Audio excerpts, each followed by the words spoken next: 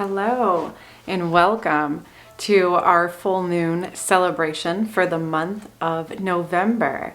Our full moon will occur later on this evening, really in the middle of the night. So the technical full moon will be tomorrow, Monday, but today, Sunday, we are also really right into the energy of this full moon. So welcome and happy full moon. Our full moon is in Gemini. This is also referred to as the beaver full moon. And it's kind of an old, it dragged through time, I guess, an old saying. And it was particularly the full moon that marked the end of November so that people knew that they were now getting ready for winter. And really in that time era was more so about trapping animals so that they could use their furs, such as beaver furs, so for warmth over the winter. So even though we're not trapping animals to use their fur right at the moment, we can still use this time to signal that internal clock of it is time to prepare for winter now. And whatever that means for you, it might be like ridding up your outside, or it might be, putting away those last few summer type things, or, maybe just mentally preparing yourself to really go inward and start taking that winter season for your soul. So that's where the name Beaver Full Moon comes from. And our moon, it being in Gemini, our sun is in Sagittarius. Now I've done a little bit of meditation around this full moon, and I also, kind of got some messages myself. So I have just a few things that I'll pull out that are more so tangible information that you can, endeavor in deeper if you would like. And also just things that have come to me on my own, like messages that I think that have come through like relatively often this past week. So if you are a more energetically sensitive person, this is also a partial lunar eclipse. And our new moon that will be coming later in December is also going to be a part of this eclipse season. So my son particularly kept saying that his joints hurt really bad and all these kinds of things.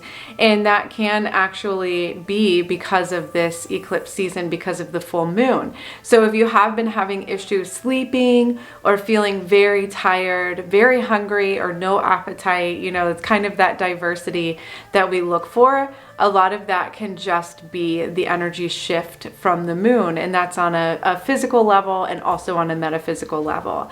So this eclipse is going to be somewhat visible depending on where you're at.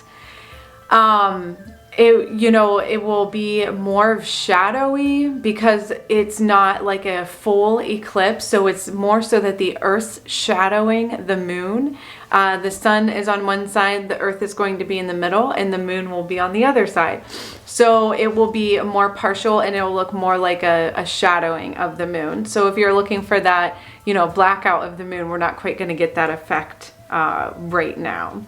So the message I think that comes through with this Gemini Sagittarius opposition with the sun and the moon is really evaluating our needs, which I feel like a broken record sometimes, but it really is drawing out, evaluate your needs and your desires. And really on a more broad spectrum outside of the needs and desires is evaluating thus far. So you can interpret that however you would like, but what and how are you feeling? What have you been doing? How do you feel about those things that you're doing? Your trajectory, your direction, your path. Do you feel like this is the right place for you? Do you want to continue on this path? Would you like to manifest or draw a different direction to yourself? Really just take that time during this full moon with your journaling, maybe your meditation practice, like whatever it might be, but really evaluate where you're at in life and is this where you want to be? And full moons are never really about action. They're always about fruition. So, and really introspection and reflection. So it's not really about like, tomorrow I'm going to go out and do this and I'm going to get all these things done. It's really not about that. It's more about looking at what you have done and evaluating, re-evaluating those particular actions and what fruits have been born from those actions. So really take your time and just allow yourself to evaluate your year as we get closer into December. Our year is coming to a close, and it really is a great time to just ask yourself, how did this year go for you? What were you dedicated to? What did you invent or reinvent in your life? What did you let go of? And with all full moons, we really do have that opportunity to release the things that do not serve us, that are not drawing us to our greatest good or to our main goal. And I would like to note that right at this moment, during this eclipse season, we're really not looking at long-term goals. And I feel like that matches the energy that we're experiencing in this year anyways. It's not about your 5-year goal. It's not about your 10-year goal or your 2-year goal or even your 1-year goal. It's more so about focusing on, what do I want right now? What do I need right now? And I've had the thought process and the phrase of, start every day as if it's a new life. Like, start every single day like it's a fresh slate. So I think that mentality, that thought process goes really well with this full moon and lunar eclipse. With all eclipse seasons, and really with full moons and new moons, there's always a completion rate, and the full moon really expounds on that completion. The moon has made its cycle, and or the new moon, really expounds on that completion rate, whereas the full moon is, kind of in the middle of that process. So again, going back to that, not really about action time. This really is just a reevaluation time. But I feel like with these eclipse that we are really just feeling that energy of ending and beginning. And with this full moon, we are really feeling that even more so. And with the Gemini Sagittarius relationship that we have with the sun and the moon, in our relationships, friendships, contracts, things we've agreed to, those are really under evaluation. And with the eclipse energy, if there are any feelings or any undealt with, energies around any of this type of stuff, it will come up. With your children, with your parents, all those kinds of things.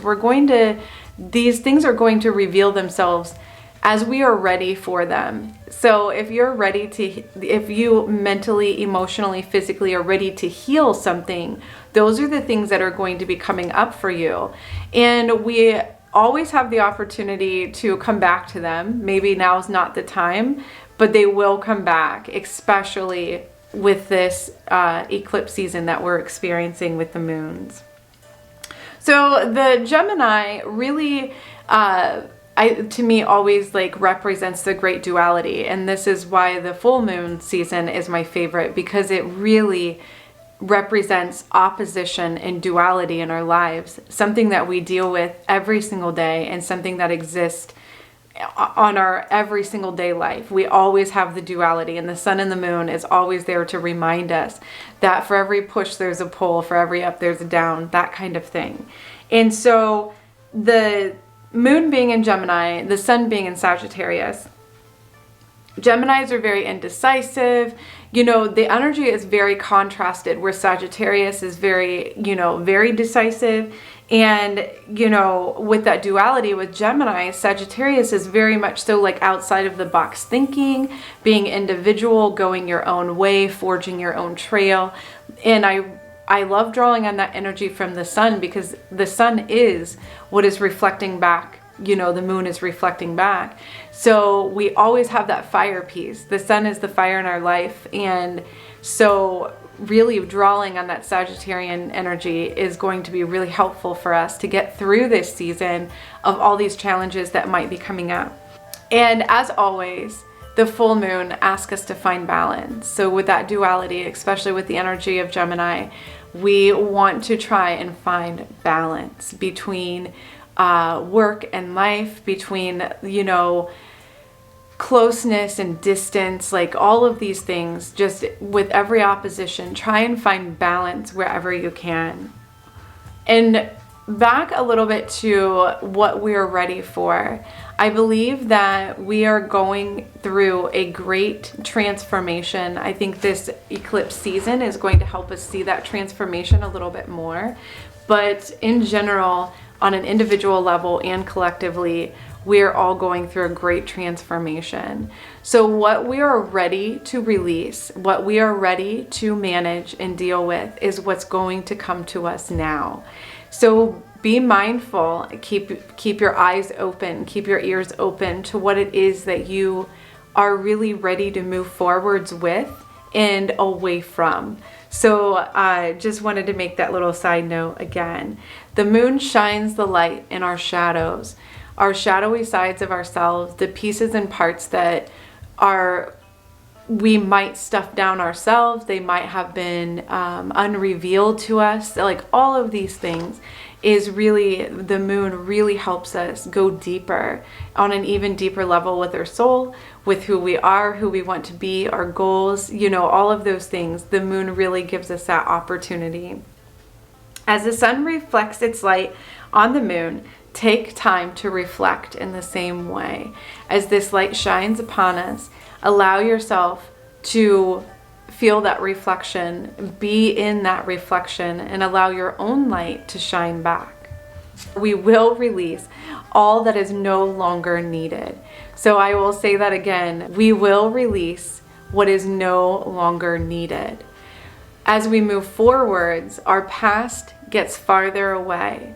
And as we become more enlightened or more in tune to our souls, to our mind bodies, we can really allow ourselves to release the past and release the things that don't currently serve us. If nothing else, during this full moon season, allow yourself to take a break from the craziness.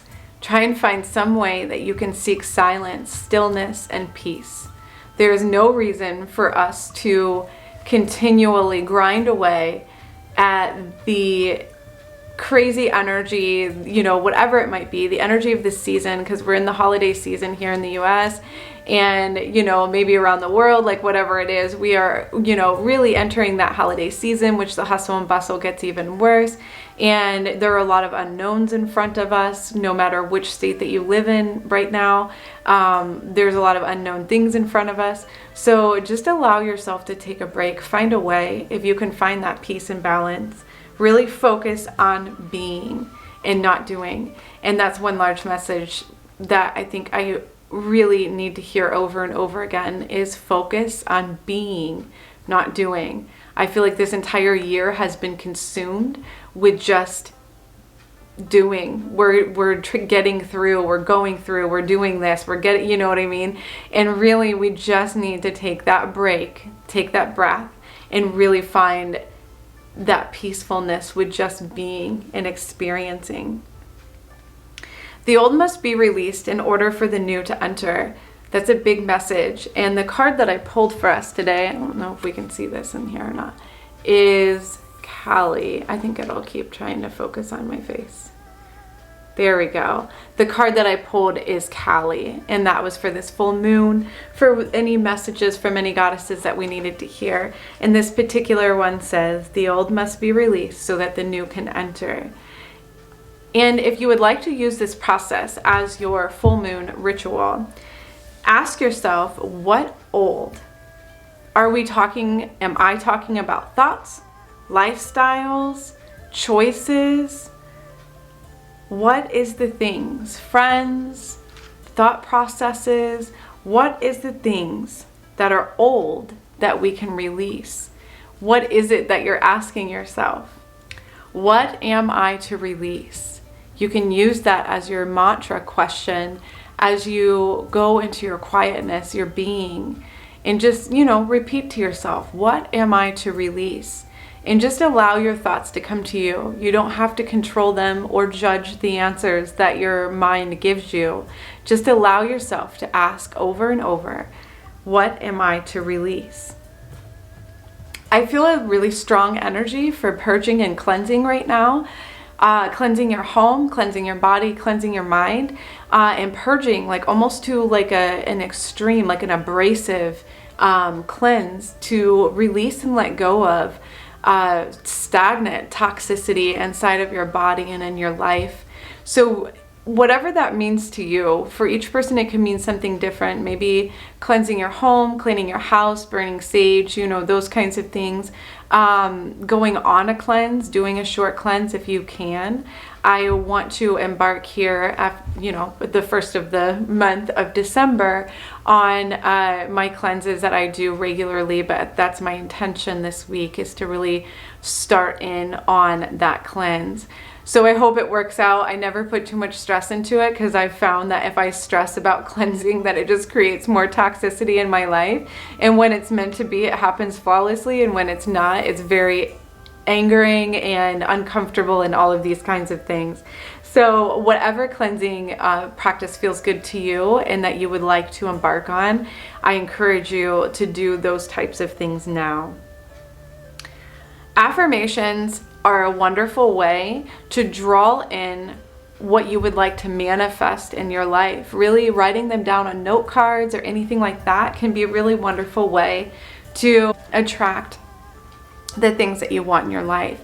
So along those lines is the law of attraction. If you've never researched or studied into the natural laws, the law of attraction is one of them. And the idea of thoughts become things. What you focus on is what you get in life, and what you put your energy towards is what you grow more of in your life. So really just focusing, again, weeding through all these things that we're ready to release. And I did have a somewhat of like a visual message of my past just being this very bleak, heavy, black weight. And it's behind me and it's dragging with me, and there is no real reason to have it. We take our lessons, our minds hold on to the lessons that we've learned, the things that we've experienced. But really, whenever we keep dragging that past with us like a reference point, and I do find myself doing that whenever I'm struggling, particularly whenever I struggle with something, it's like I'll go back to my past to almost reason it out. Like, this is why I feel this way is because of this, that, or the other. Coming from abusive relationships, abusive childhood, those types of things. It's like, you always want to, like, I could be better, but, I could get a handle on this, but, and then you try to blame it on something. And really, my biggest thing is defending myself, is feeling like I always have to defend myself. And being a fixer, always having to fix something. If there's a problem, it becomes my problem, no matter whose it is, and I have to fix it. And that is really not the way to live, and it's not a healthy way to go. So those are the kinds of bleak, heavy weighted, dark past that I'm speaking of. And everyone has their own things, but keep that in mind. We don't have to draw that with us or drag that with us into the future. Our brain has already drawn what it is that we need from our past, and we can release it with love. So using the moon to release anything and everything that no longer serves you, including those heavy weighted past, feel free to do that. Burning rituals are wonderful, washing rituals, candle burning, all these kinds of things. Really utilize the energy of this full moon and partial eclipse to release and let go. And last but not least, breathe. Breathe every day, breathing deep into your belly. Diaphragmatic breathing is wonderful practice. Pranayama is a wonderful practice. These are things that you can really look into, but breathe deep and breathe often. Bring mindfulness to your breath. Accept life in all of its forms and rejoice. Bring joy into every single day. I hope that you all enjoy this full moon season and enjoy this time. Find your peace, find your silence, and I will see you next time.